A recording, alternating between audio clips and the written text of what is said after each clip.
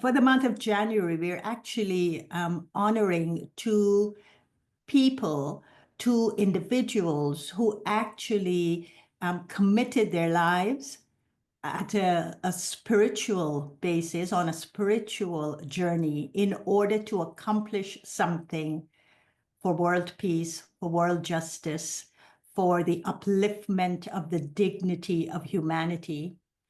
And so we know that for you, you yourself as an individual is a person that works at both levels of growth. One is at the level of your personal spiritual journey and the progress that kind of propels you toward. But also you serve humanity, and you have been serving different communities in the United States for a very long time. You've actually dedicated your entire life to that. And I know I met you at St. John the Divine here in New York. And from the moment I met you, I knew I met an extraordinary American, an individual who really took at heart what this country is all about and what the example that this country can have on the rest of the world if those foundational values are revived. And so today I'd like to engage you in a conversation about Dr. King. And I know that your work would have brought you into contact with Dr. King at many different levels. So my first question to you is, what was your first impression of Dr. King? When you saw him, when you met him, what was that first encounter like? And how did it shape an aspect of your life, whether personally or the service you did? Before I answer that question, I'll just say that I do remember that time at St. John the Divine, and what an eye opener and heart opener to reach back and recall that memory was marvelous. The first time I met Dr. King was really through a newsreel when I was attending a movie, of all places, in La Rochelle, France. I was stationed there at the time, and this was about late 56, I think, or something like that, early 57. And Dr. King was on the newsreel. I'd never heard of Dr. King, but I was so surprised at this young African-American, not very physically large at all, larger than life, though, in terms of what he was saying. And this had to do with what was going on in the preparations for the Montgomery boycott at the time. You may recall that this was a time when Rosa Parks got on a bus and refused to get up and relinquish her seat to a white man, and the rest is history. They created a boycott as a way of attempting to change public policy in Montgomery as far as segregated buses are concerned. And really recognizing that segregation existed everywhere, but they wanted to begin somewhere that was easy to deal with. And so getting people both to refuse to ride the buses and also to refuse to spend money in their stores. And without going through it all, it's ultimately successful. Let's leave it at that the buses were integrated and stores began to be open. People could try clothes on in the stores. And most importantly, they could eat in the restaurant. And I was just a proud young man in the Army fighting for my country, which at the same time, we were wrestling with this issue. But in any case, I was just very proud, and I thought I'm going to stay in touch with this guy in some way or another. I didn't do it while I was in France, but I separated from the Army the following year, 1957, in July, and began working and preparing to go to college. I hadn't even gone to college before that. The next time I met Dr. King was a few years later This would have been in 1963. By then, I had graduated from college and was a seminarian studying for the Episcopal priesthood at Virginia Seminary in Alexandria. I was on a kind of summer leave. It was in August, the end of August of 1963. And I was working at a small parish in Wilmington, a kind of field work, as they called it, and became a part of a group of people going to the March on Washington in 1963, when Dr. King proclaimed his beautiful vision at the Lincoln Memorial. You may remember that. And what a really incredible eye opener that was for the nation, in my view. But it certainly was for me. And the reason is that something happened there that I even sometimes say that it was sacramental. That is to say, that an event occurred in which something spiritual, something holy happened, occurred. We were experiencing something much more than the event itself. And that was when Dr. King made his marvelous speech, his I Have a Dream speech. And without trying to recall all the words, toward the end, you remember his prophesied dream that in a white children, black children, all people, Catholic, Protestant, he just had this vision that was so incredibly holistic. And I'd never heard anybody speaking publicly that much with that vision. I mean, we'd work on little things like this, trying to desegregate this or desegregate that. But to have it come from this really holy vision was just incredible. Things happened that were just strange. First of all, the crowds of people who were there were from many races. They were from all over the United States of America. They were white, they were black, they were Asian, they were just from everywhere. And this lightness that I've experienced, and everybody was experiencing. We were trading lunch, sandwiches with one another. And it was just, in other words, the very vision that Dr. King was talking about, that's so out of reach, was in fact right there upon us. It's what I think Jesus always meant when he said, the kingdom of God is within you, or upon you, or near you. That is to say, it's not some heavenly place, but when you actually experience the realities of that holiness, of that kingdom, then you're there, you're present there. And so we were actually present. And there was something about that moment that I wasn't prepared for. And that was deciding, really, that this is going to be the focus of my ministry. You know, I was a senior then, just ready to graduate from seminary. But it began to define for me what I was going to be looking forward to doing in my ministry. Now, I have to be very, very honest. I had wanted to be a priest for most of my life. But it was just the usual, the trappings of priesthood, the trappings of devotion, the liturgy, reaching and being a part of the community, all those sorts of things. But I realized that my ministry and my focus was going to be helping to bring the kingdom of God, as Dr. King was talking about it, in all of our presences, to bring us into the presence of the kingdom. That would be where justice and peace and love reign supreme, and that is not something simply spoken about, but was also what would characterize public policy, for example, and everything about life itself. Now, it was maybe a pipe dream sort of thing, but it was really the beginning, and it really changed my own personal trajectory in terms of what life was all about, and what was important.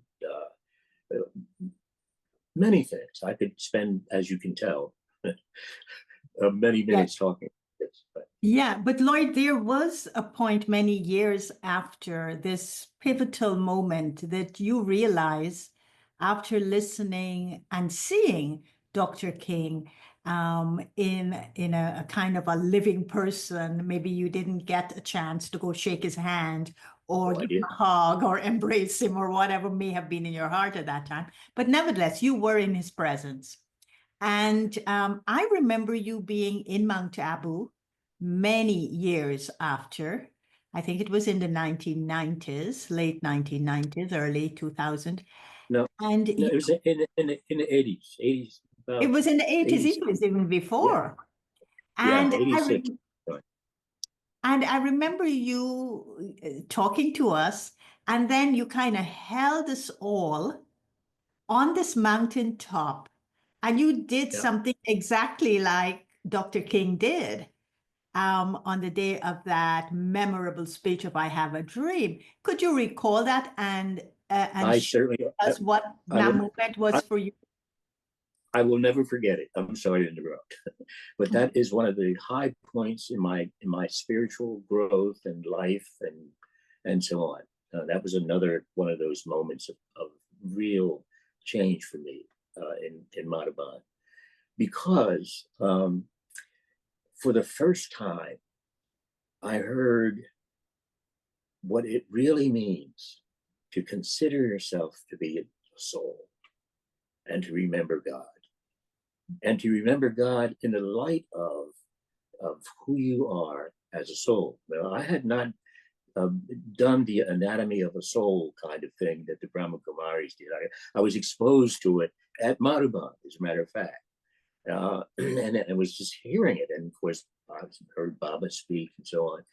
And the idea of seeing myself and all human beings as souls, the essence of whom is love and peace. Not that we possess love or possess peace or light, but that's really who we are. That's in fact who we are.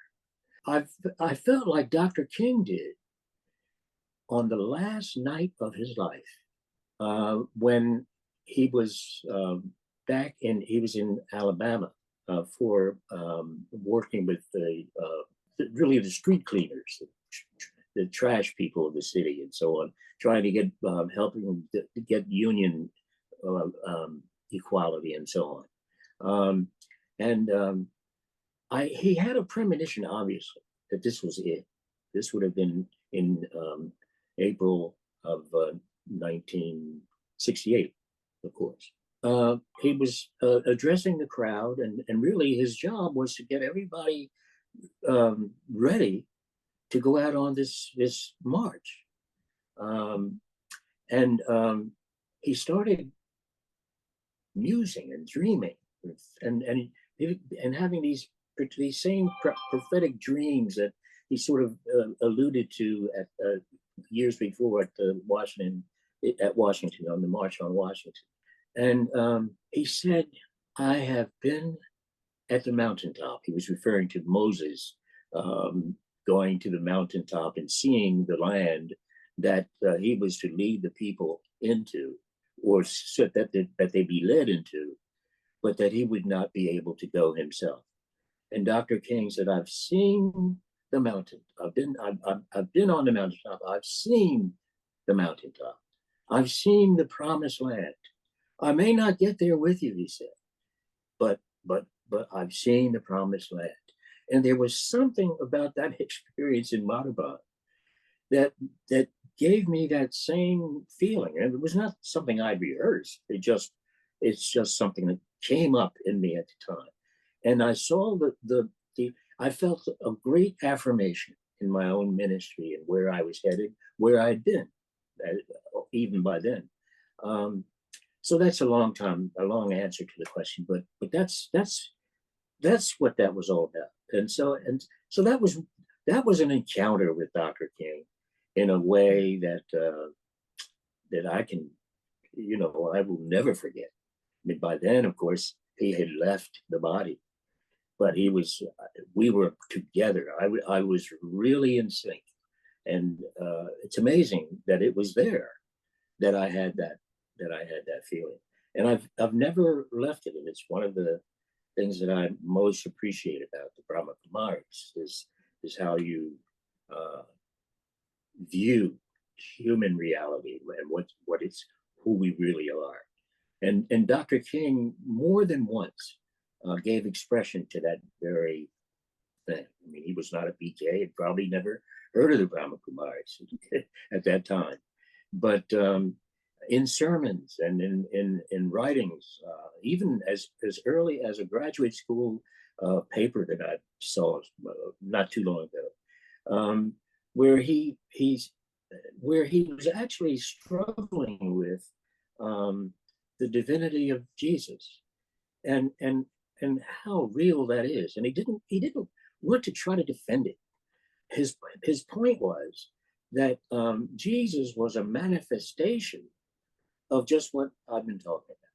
That Jesus was acting out of his soulness in his entire life, and that's exactly the example of what that is intended for all of us.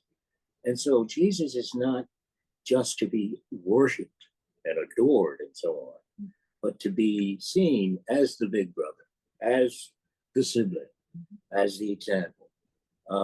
And you know, we've had a hard time with that, if I can speak honestly, as a Christian. We haven't always done that. And many times the church has been as segregated and so on as any other institutions in this country.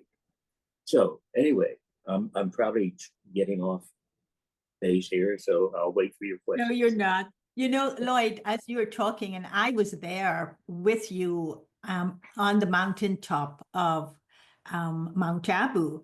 And I remember we were a bunch of young people aspiring to make our world a better place. And we were from all areas of the world, or corners of the world, as they would say.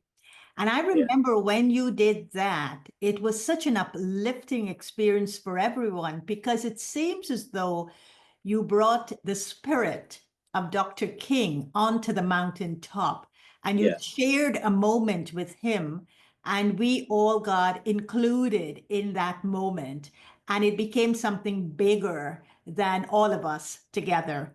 And so thank you for doing that, because it was an amazing moment. And I'm sure he visited us wherever he was. We helped him.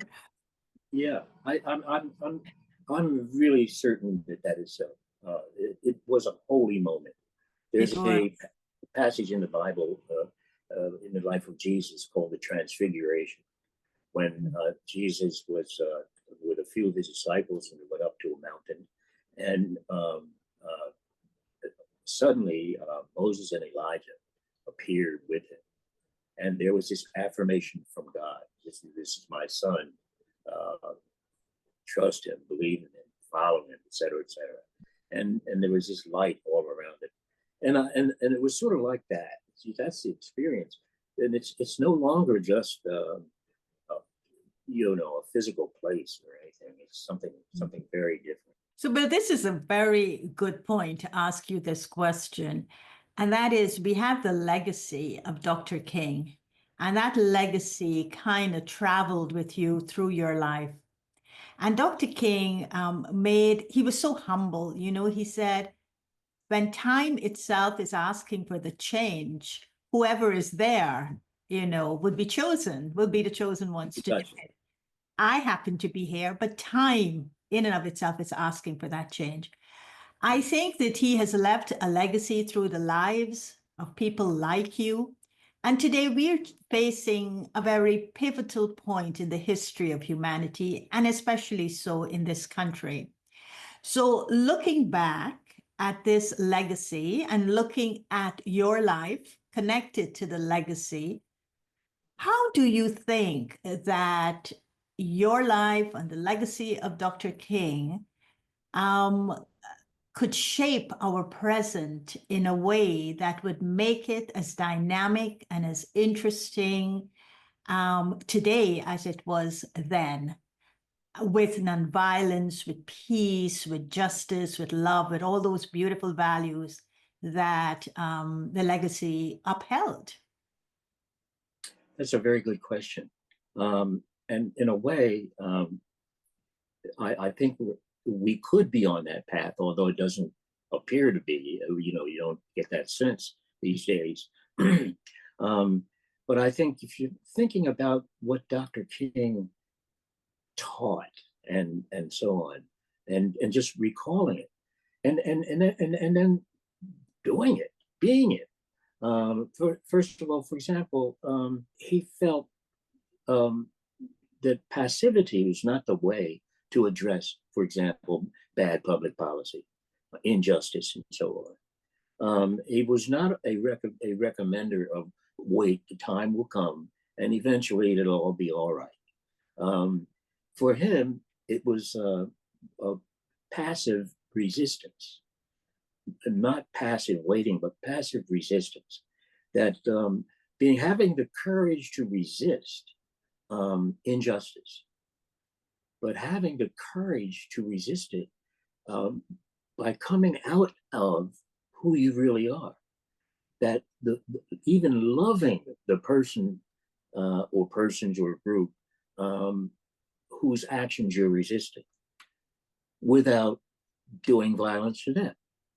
In other words, coming from love. It's my love for you, for me, for all of us, that I resist this unjust issue or whatever it is.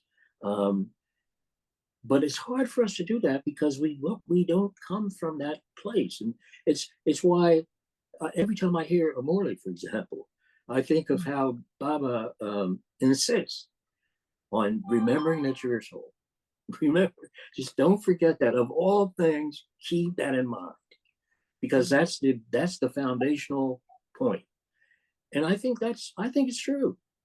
And so the question is, how do we begin to use that kind of language in all of our communications so that becomes a part of the goal, instead of the different goals for material gain and so on that we have all the advertisements out and so on.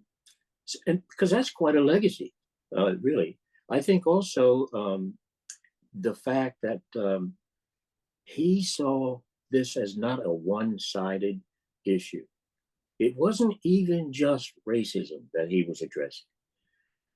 He saw the connection between injustice. Injustice anywhere is a precursor to injustice everywhere. And so, for example, he became very concerned about the war in Vietnam. And he got a lot of pushback from it, even from his disciples. There was that, Dr. King, you're meddling now. You're getting out of your lane. But he didn't see it that way. He saw militarism. He saw poverty. He saw racism. He saw all of those, as blinders to the kingdom of God, blinders to life as it is meant to be. So I think and so therefore, and thank God, for whatever reasons, we have a holiday, Martin Luther King Jr. holiday, that it has to be not just a day off, but a time that we really do look at these things that we're talking about now, developing ways to make commitments to them. And I think that, see, our eyes have been taken off the ball, if they ever were really there, except in those moments when he and others like him led marches and so on. Always, though, using, as Gandhi would put it, soul force rather than violent force, and keeping our eyes there. That's what it's all about. But you see, I think, and I'm probably, I'm not an educator, but I think it's unfortunate that what I'm now speaking about is perceived as religion. Because I think that's the kind of thing that children, little infants, need to hear about themselves, that you are loved, and you are love yourself. You are peaceful. You are light. This is who you are.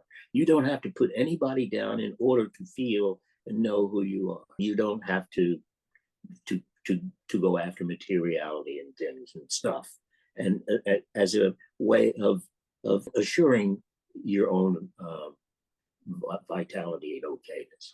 It's there by virtue of your very being. It's there, and so what you have ahead of you is living that out, and you'll find peace. You'll have peace, greater peace than you can ever imagine.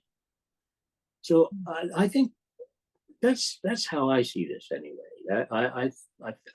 Because legacy, Dr. King, we I'm glad his name and date is there because it's a time for us to remember that. Just like we would with other people. Monuments, they're okay. It's nice to have a monument to Dr. King. I'm glad there's one. But I think the meaning behind it is it's a great legacy that needs to be affirmed. And that's probably not as easy because it requires a greater and deeper response. It requires a change in instead of trying to block the understanding of history as we've lived it in this country. We try to block it all out. We don't want to talk about everybody experiencing the same reality. That's not how we look at life. Our life is built on looking at life through divisions, through differences, and so on. And we do it. Religion,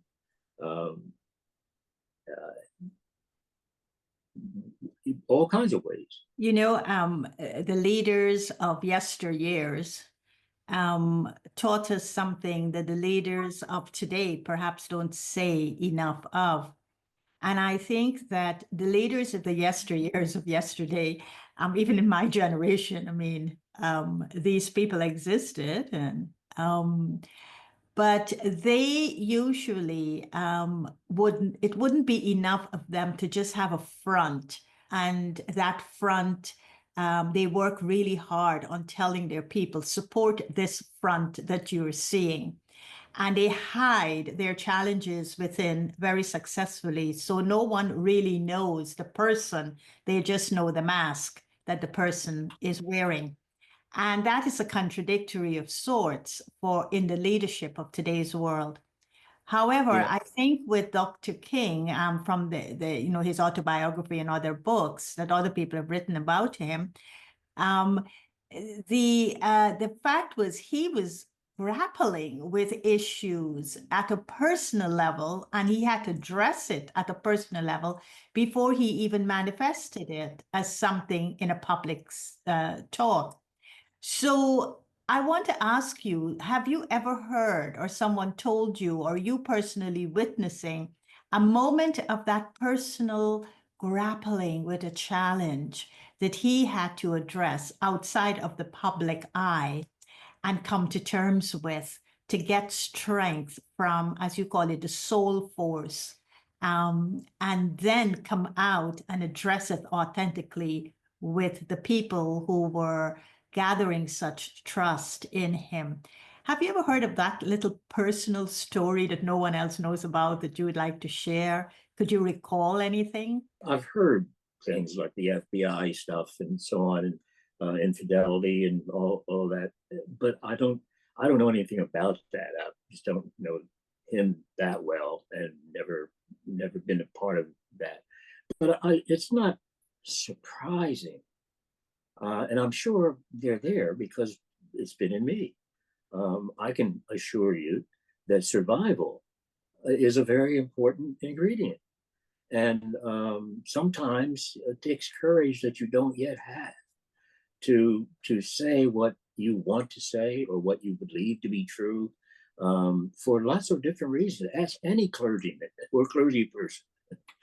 And the number of us who've had to struggle with our own faith, and what we believe and so on, for fear that even the knowledge that we're struggling with it would make people lose faith in us, lose trust in us.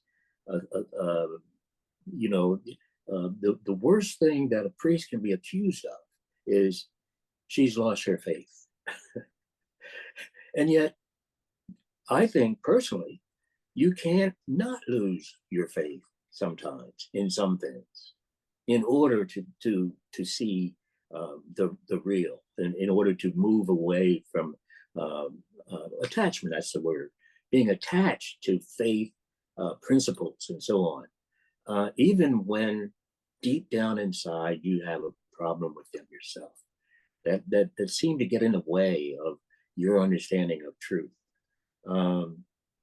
I remember those struggles. I'm grateful that they were younger. They were at times at my youngest years, so that I hadn't gone through life with those struggles. But I can remember. I mean, there's when we are ordained, one of the things that we have to do is sign a statement that says the Old Testament and the New Testament. These are the two aspects of the Christian Bible, the Gospels and so on, and the Hebrew Scriptures. This statement that we have to sign is that the Old Testament and the New Testament contains everything necessary for salvation. And I mean, imagine how you feel when you're operating through your intellect and everything, and you can say, well, that's not true. That can't be true. This is, you know what I mean? And yet you have to sign that statement. And I was always able to get over it. I had to do it twice, once as a priest, a deacon, then once as a priest. And I signed a statement because I could believe that the truth behind some of these things really are necessary. Really to know who you are and to experience being your awakening and salvation and so on. And so I sort of, you know, I didn't have the courage to say, I'm not signing that. I signed it. And all of us, and we all did. And that's just a simple example of the kind of struggles that we had. I remember, if you don't mind my saying it, at a communion service where the priest used to say what was called the prayer of humble access, and where the priest says, we are not worthy so much as to gather up the crumbs under your table. And all of a sudden, I remember saying, that can't be true. that we're unworthy. But there it was in the prayer book, and I was reading it every Sunday. And at some point, I really did just stop saying it. That it was made optional in time, and I stopped saying it. But anyway, that's just an example. And it's a long answer to your question. But each of us faces those kinds of challenges that nobody knows about, but have a lot to do with the trajectory that we finally find ourselves on. So in closing, I want to ask you two very short questions, and hopefully you're so wise and so full of wisdom, I could ask you to bring it to the essence. And one is, you know of Dr. King's life through your own personal journey, and you've become acquainted with the Brahma Kumaris since the 1980s. So you know quite a lot of Brahma Baba's life. What do you think is the similarity between these two souls? Well, I think that's what I've been saying. First of all, neither of them ran from the truth. And they had to, however they did, they had to get to where they became. They had to see trouble, either their own or trouble around them. They were able to see the great dangers we are in by our unhappy divisions, as the prayer says. And I think they both did see that. I think they both were very obviously courageous. When I read about Brahma Baba and what he had to deal with people resisting him and the whole movement, and yet, you know, there you are, hundreds of thousands of you now. I think, that's obviously a starter. And I think Dr. King didn't stop saying what he felt needed to be said. He led. He carried on and see where it got him. So I think more than probably is yet known, probably more even in terms of spiritual truth. I think there was more. I'm sure that affected me. That I was hearing in Madhuban what I believed I'd been hearing, at the March on Washington, for example. And I think that, and I think there are others. You've heard me say this before, but I think that deep down inside,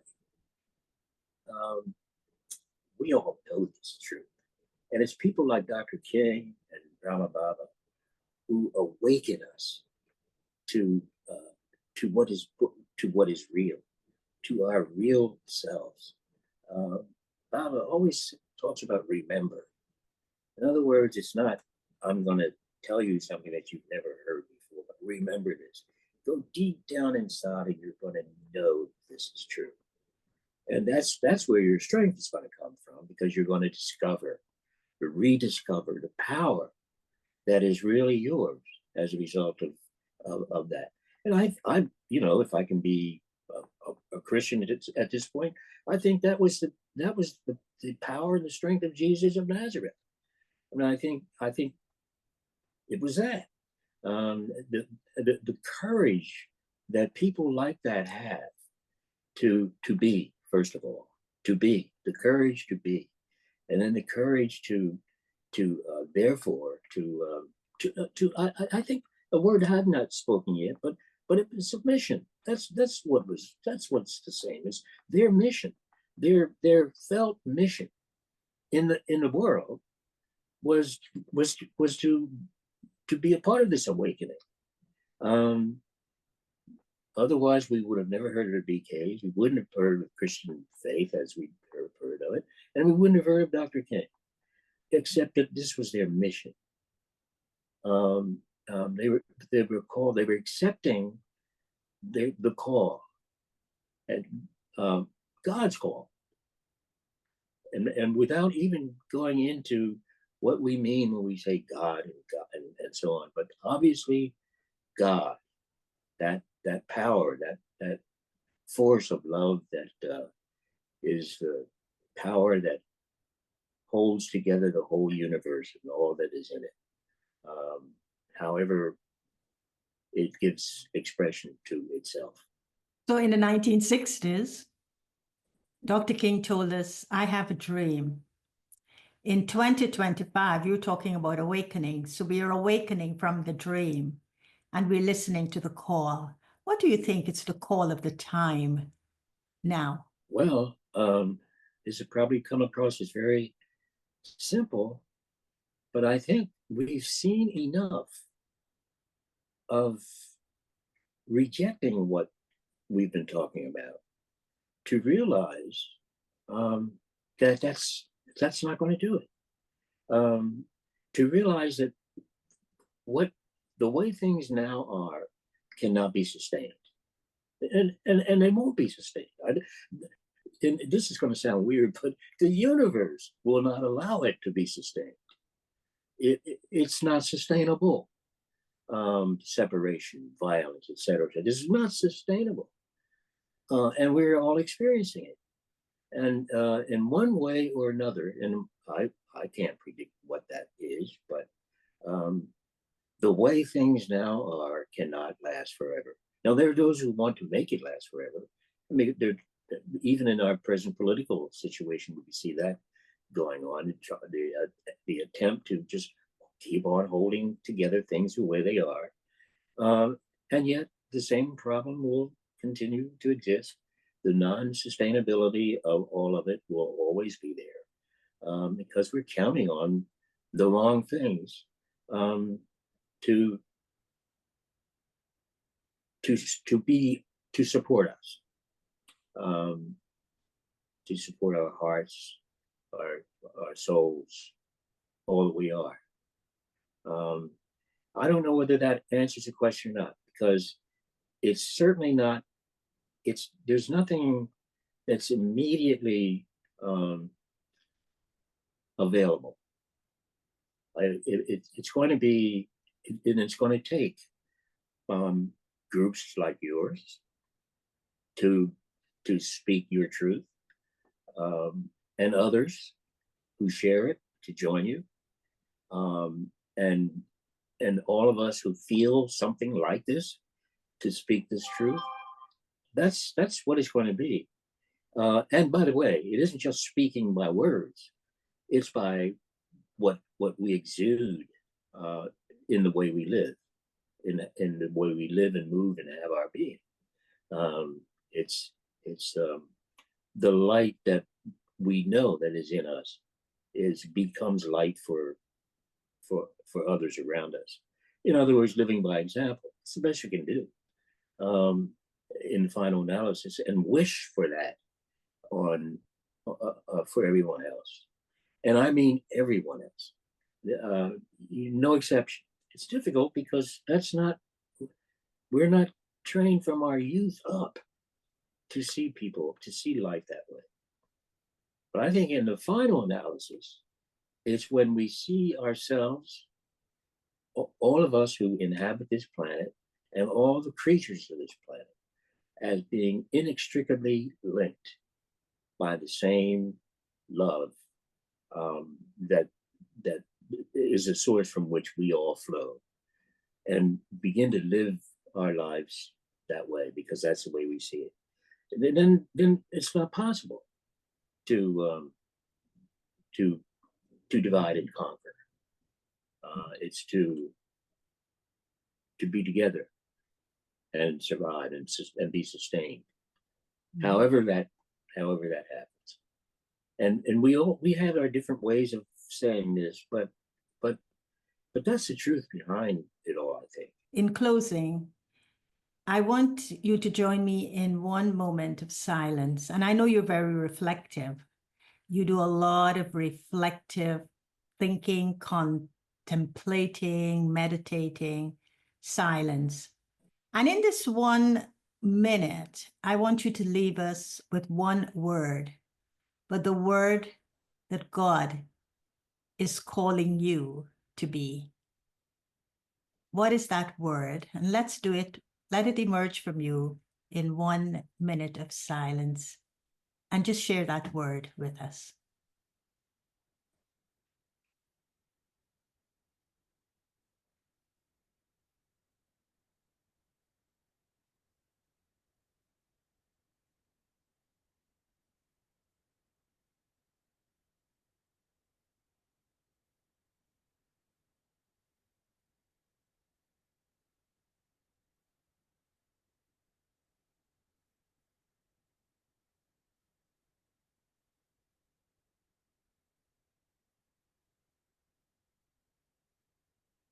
Love.